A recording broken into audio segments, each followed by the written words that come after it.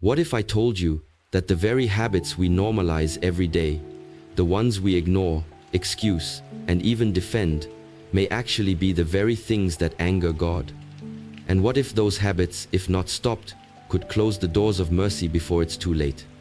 I remember a time in my own life when I brushed off small actions, thinking they were harmless. A little lie here, a little anger there, a little arrogance in my walk. I thought to myself, everyone does this, it's no big deal. But one night, after a hard situation, I found myself alone, questioning why things were falling apart in my life. That's when it hit me. My habits were creating distance between me and the Creator. It wasn't about one big mistake, it was the repeated little ones, the silent killers of the soul, that were slowly erasing my peace and blessings. And that's when I decided, before it's too late, I must change. Today, I want to share with you 9 habits that anger God, habits you must stop immediately if you truly care about your soul. Number 1. The habit of pride, arrogance. Pride is perhaps the most dangerous seed that can grow in the human heart because it blinds us to our own flaws while magnifying the flaws of others. And the truth is, the very first sin recorded in the divine story was rooted in pride. The arrogance of a being who refused to bow out of jealousy, thinking himself greater than the one God honored. And this same poison continues to flow through humanity today, disguised as self-importance, superiority, and the belief that we are above correction. I remember meeting a man in my early years who seemed to have everything: wealth, influence, the respect of his community, but his arrogance was unbearable. He would dismiss people, talk down to employees, and laugh at those who were struggling, convinced that his success was entirely his own doing. One day, he mocked a poor worker in front of everyone, ridiculing him for wearing torn shoes. The worker's face turned red with shame, but he said nothing. A few months later, the businessman's world collapsed. His company was exposed in a scandal, his assets were frozen, and the same people he once belittled now turned their backs on him. I saw him sitting alone in a corner of a cafe, head bowed, no arrogance left in his eyes, just emptiness, and when I asked him what happened, he whispered, "I thought I was untouchable. I forgot where my blessings came from."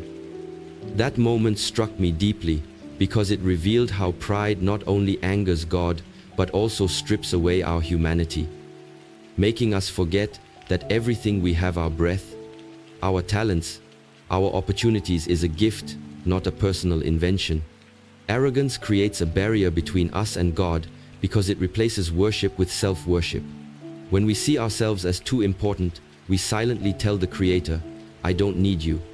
The truth is, the higher pride lifts you, the harder the fall will be, and history is full of empires, kings, and rulers who thought they were invincible, only to be humbled into dust.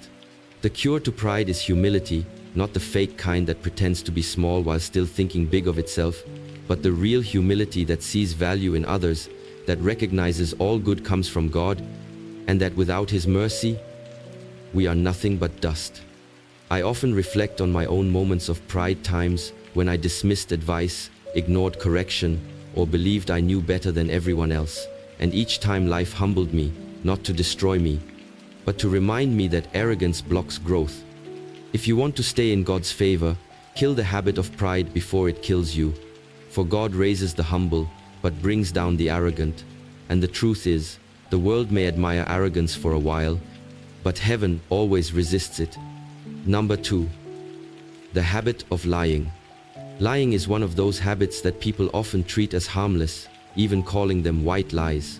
But in reality, every lie, no matter how small, plants a seed of darkness inside the heart, because truth is light and falsehood is shadow. And when you allow enough shadows to gather, the soul becomes clouded and unable to see clearly. A lie may save you in the moment, but it always costs you more in the long run. For a lie is never alone. It always gives birth to another lie to cover the first one, until you are trapped in a web of your own creation. I once knew a young man in my neighborhood who struggled with honesty. He would lie to his parents about his studies, to his friends about his achievements, and even to himself about his failures. At first, his lies seemed to give him advantages. He received sympathy, admiration, and even trust. But slowly, cracks began to appear. One day, when he was applying for a job, he boasted about having experience he didn't actually have, thinking no one would check.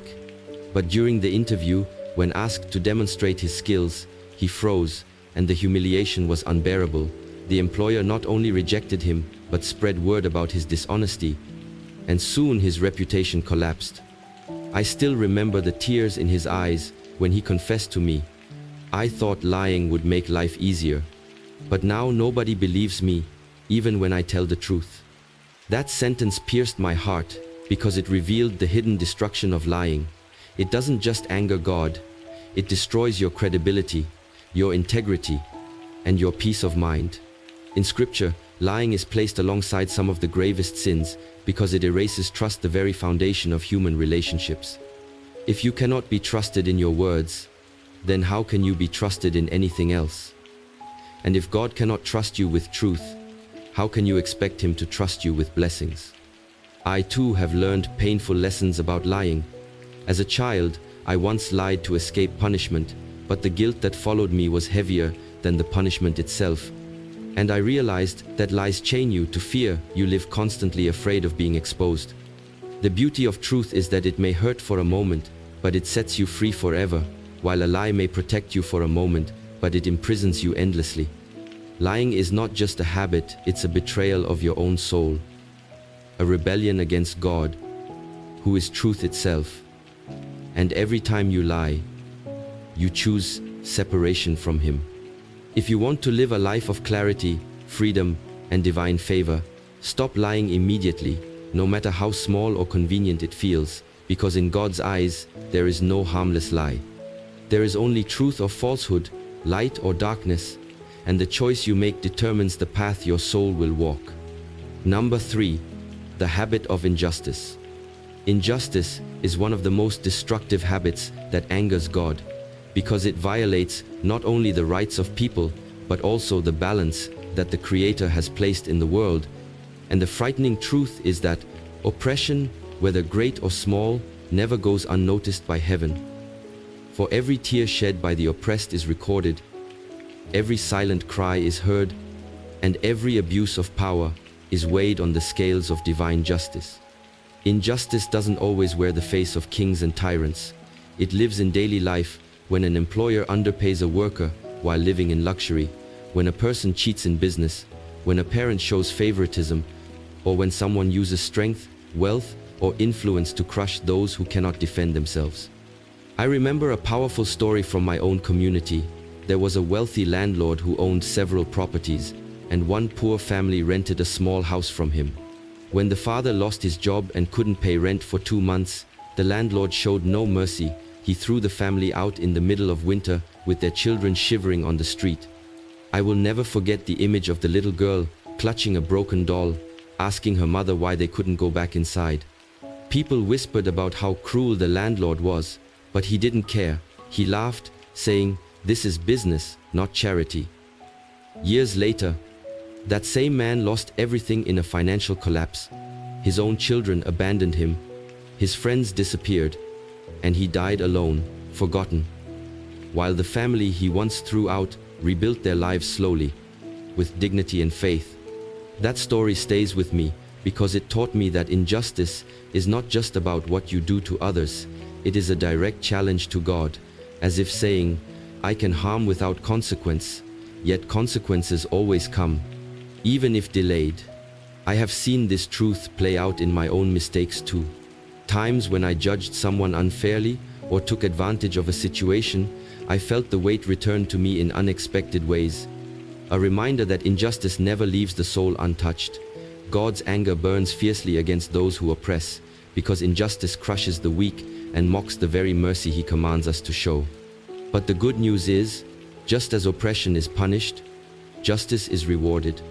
When you act fairly, when you protect those weaker than you, when you stand against unfairness even if it costs you something, you align yourself with the very character of God, who is just.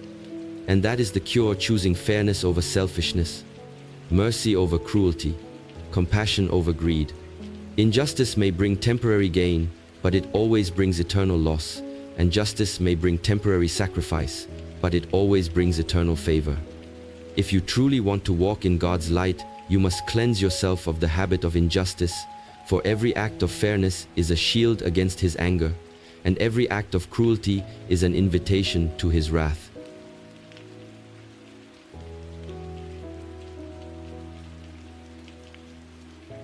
Number 4. The habit of hypocrisy.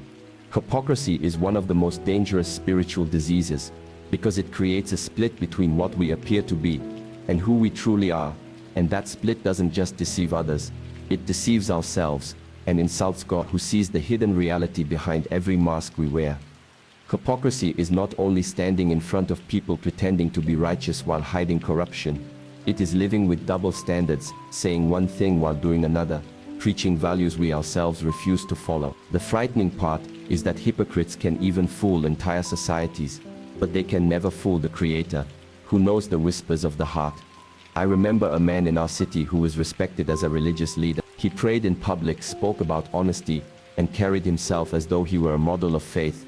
But behind closed doors, he cheated people financially, manipulating them with sweet words while stealing their trust and money. I still recall a young widow who came to him for help, and instead of supporting her, he used her vulnerability to enrich himself, convincing her to invest her late husband's savings in his business project. Months later, everything collapsed. She lost every penny, and when she begged him for answers, he denied responsibility and even tried to silence her. When the truth finally came out, the community was shocked, but what struck me most was his own reaction. Instead of repenting, he continued to play the part, still pretending to be holy, still hiding behind his image. Eventually, life stripped him of everything. His reputation shattered, his followers abandoned him, and even his family suffered the consequences of his double life. Watching this unfold shook me, because it reminded me that hypocrisy is not a mask you can wear forever.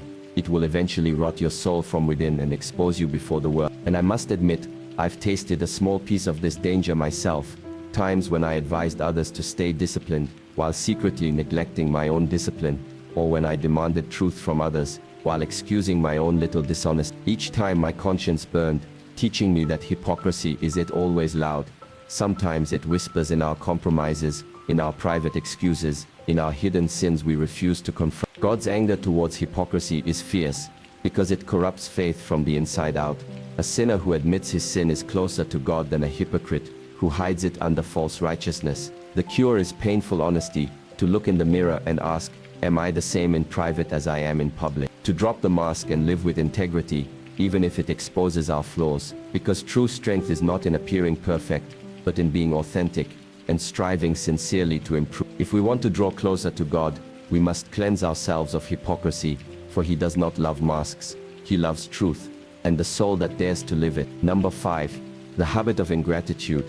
Ingratitude is a silent thief that robs the soul of peace, poisons relationships, and angers God, because it blinds us to the countless blessings that surround us daily, replacing wonder with complaint and humility with entitlement. The truth is, ingratitude doesn't begin with the big things. It starts with small acts of forgetting, like ignoring the breath we take each morning, the food on our table, the roof over our heads, the love of family, or even the ability to stand and walk. Yet when even one of these blessings is taken away, we suddenly realize how rich we truly were. I remember a friend of mine who constantly complained about his life. He would grumble about his job, his salary, his small apartment, and even the weather, as if life owed him perfection. One day he had a serious accident that left him unable to walk for several months. I visited him in the hospital, and his eyes, once full of constant dissatisfaction, were now full of tears as he whispered, "If only I could stand on my feet again, I would never complain about anything." Those words pierced me, because they reveal the truth we often learn too late. Gratitude is not about having everything. It's about realizing what you already have. And I felt this lesson personally. I remember a time in my own life when I lost someone I deeply loved, and in that moment, I wished I had thanked them more, hugged them longer, and cherished their presence while I still could. That pain taught me that ingratitude doesn't just anger God, it robs us of the joy of the present and leaves us drowning in regret when blessings are gone. God despises ingratitude because it's a form of denial. It is saying to the giver, "What you've given me is not enough," even though He has already given us more than we could ever repay. Gratitude, on the other hand, multiplies blessings. It softens the heart, deepens faith, and attracts more goodness into our lives. When you thank God for even the smallest things, you honor Him.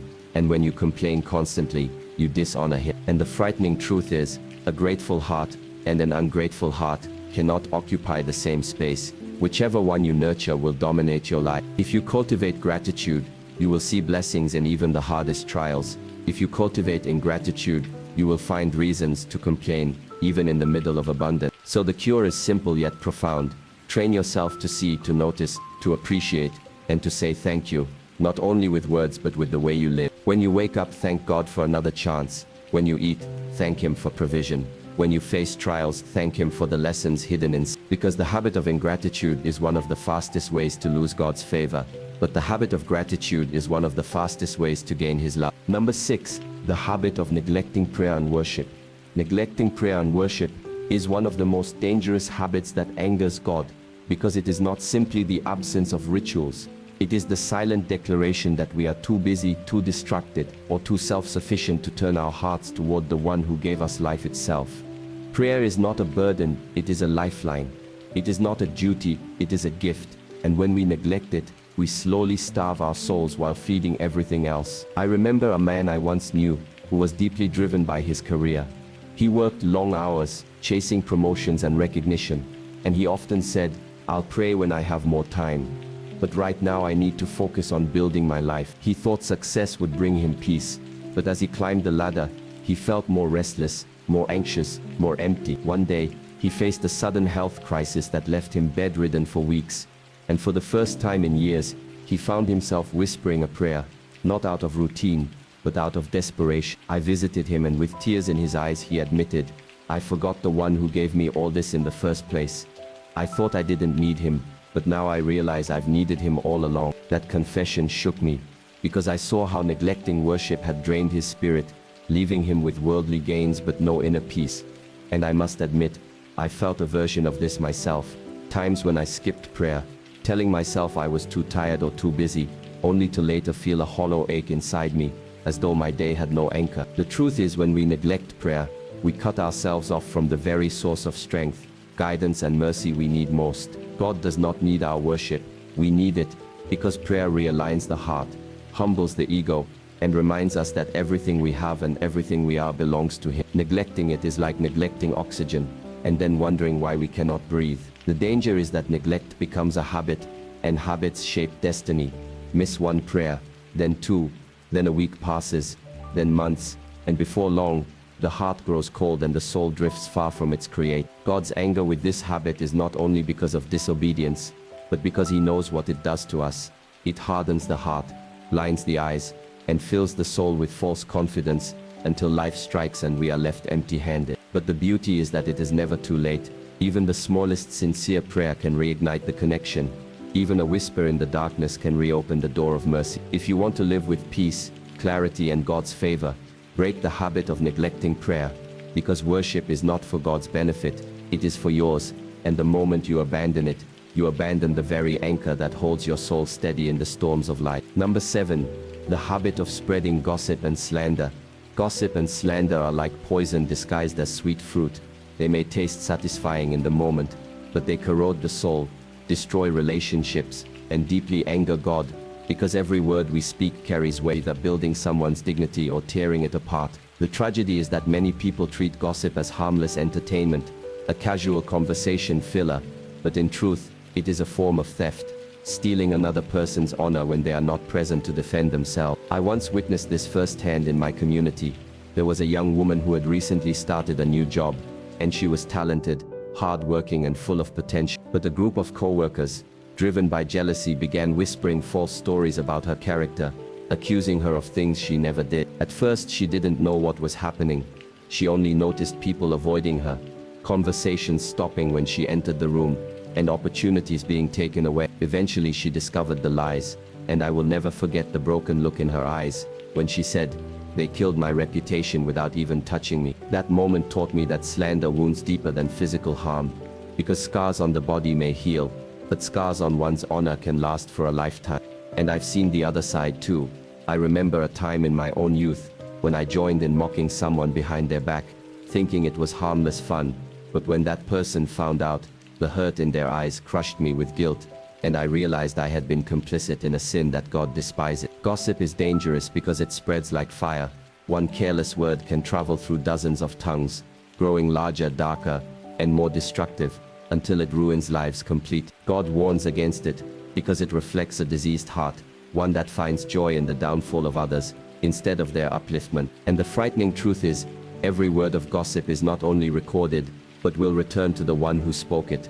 For the dishonor we spread will one day fall back on our own shoulder. The cure is discipline of the tongue, the courage to remain silent when tempted to spread rumors, and the integrity to defend others in their absence. If we cannot say something good, then silence is worship, and if we cannot help someone's reputation, we must at least refuse to harm it. I've learned that people who gossip about others will eventually gossip about you, and those who slander behind your back are revealing more about their own darkness than about the person they target. If we want God's favor, we must cleanse our hearts and tongues of this habit, because spreading gossip may win you attention in the moment, but it loses you dignity in eternity, and every word you speak is a seed. You decide whether it grows into flowers that heal or thorns that... Number 8. The habit of greed and love for wealth. Greed is a bottomless pit that can never be filled, a hunger that grows the more you feed it, and the love of wealth, when it takes root in the heart, becomes one of the most dangerous habits that angers God, because it replaces devotion to Him with devotion to material possessions, turning money into an idol that we bow to without even realizing it. Wealth itself is not evil, but the worship of it corrupts the soul, making us willing to betray values, sacrifice relationships, and even forget the one who provided it in the first place. I once knew a businessman who started small, humble and grateful. At first, every profit he made was a cause of joy, and he would often share with the needy. But as his business grew, so did his hunger.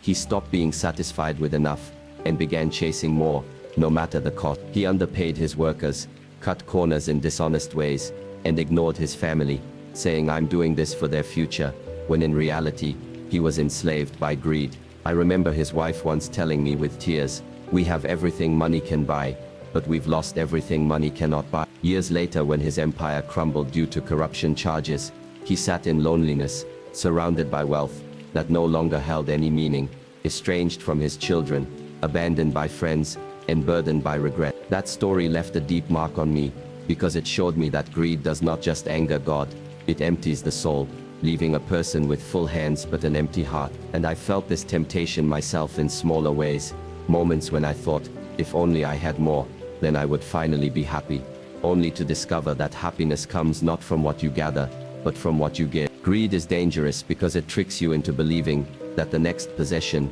the next promotion, the next number in your bank account will finally satisfy you, but satisfaction never comes, because the appetite of greed is infinite. God warns us against this habit, because it enslaves us, while true wealth lies in contentment. I once met a poor man who, despite having little, radiated peace. When I asked him how he managed to stay so calm, he said, "I may not have everything I want, but I thank God I have everything I need." His words struck me more powerfully than any fortune I had ever seen, because they revealed the truth that gratitude and contentment are richer than gold. The cure to greed is generosity, the conscious decision to share, to let go, to remind yourself that wealth is a tool, not a master, and that the more tightly you hold it, the more it controls you. If you truly want to win God's favor, free yourself from the chains of greed, because wealth is temporary but the soul is eternal, and what you give outlives what you hoard. Number 9. The habit of hatred and unforgiveness. Hatred and unforgiveness are twin poisons that slowly corrode the soul, and though many people justify holding grudges by saying, "I can never forgive what they did to me," the truth is that clinging to hatred harms us more than the person we refuse to forgive, because it chains us to the past and closes the doors of God's mercy in our own lives. Forgiveness does not mean forgetting or excusing wrongdoing. It means choosing to release the burden of bitterness so it no longer controls your heart. I once met a man who had been betrayed by his closest friend in business. The betrayal cost him money, reputation, and years of trust. He was consumed with anger day and night. He replayed the betrayal in his mind, and the fire of hatred burned so fiercely in him that it began to affect his health. His blood pressure rose, he could not sleep, and he admitted to me, "I feel like I'm drinking poison every day, hoping it will kill him." That sentence struck me, because it revealed the hidden truth. Unforgiveness is self-destruction disguised as justice. Years later, after a spiritual retreat, that man made the decision to forgive. not because his friend deserved it, but because he himself deserved peace. He told me that the moment he truly forgave, he felt a weight lift off his chest, as if years of suffocating darkness had suddenly cleared. That story stays with me, because it showed me that forgiveness is not weakness, it is strength, the kind of strength that aligns us with God, who forgives endless. And I must confess, I've carried grudges myself, holding on to anger against those who hurt me, believing that holding on would somehow give me power, when in reality, it only made me bitter and distant from God. Hatred angers God deeply, because he is the source of mercy, and when we refuse to forgive, we deny ourselves his forgiveness. Think about it. How can we beg God to forgive our countless faults, while refusing to release others from theirs? Life is too short to live shackled to grudges. Hatred not only burns bridges between people, it burns the bridge between us and the Creator. The cure is not easy. It takes humility, prayer, and sometimes tears. But when you forgive, you free yourself. And when you let go of hatred, you make space for God's love to heal you. I've seen people transformed by forgiveness, their faces softening, their hearts radiating peace, and their lives opening up to blessings they never imagined. The habit of hatred is heavy, but the habit of forgiveness is light, and the choice you make determines whether you carry chains or wings. If you want God's favor, stop feeding hatred, release the grudges you've kept buried, and choose forgiveness, not for them, but for you, because forgiveness is the key that unlocks mercy, both in this world and in eternity. My friends, life is not promised, and every heartbeat we have is a step closer to the day we will stand before God, where excuses will no longer matter, and only the state of our hearts and the record of our choices will remain. These 9 habits, pride, dishonesty, cruelty, greed, and neglect of prayer, judgment, ingratitude, and hatred, are not just sins, they are weights that drag our souls away from the light of God. And if we do not recognize and cut them off, they can cost us not only peace in this life, but also eternal peace in the next. But the beauty of God's mercy is this: it is never too late to turn back, never too late to repent, never too late to rewrite the story of our lives, by walking humbly, loving truth, showing mercy, living with gratitude, and forgiving freely. The time to change is not tomorrow, it is now, in this very breath, in this very moment, because the longer we wait, the deeper the roots of these destructive habits grow. If you want God's favor, if you want his protection, his blessings, and his presence in your life, then examine your heart today, uproot the habits that offend him, and replace them with love, honesty, humility, gratitude, and forgive. Let your life become a testimony that honors God, a light that guides others, and a legacy that outlives you. Remember this: the greatest tragedy is not that life ends too soon, it is that we wait too long to begin truly living in a way that pleases the one who gave us. So stop delaying, stop excusing, and stop justifying. Make the choice today to live in a way that honors God, because when you do, everything in your life will shift, and peace, purpose, and blessing will follow you all the days of your life.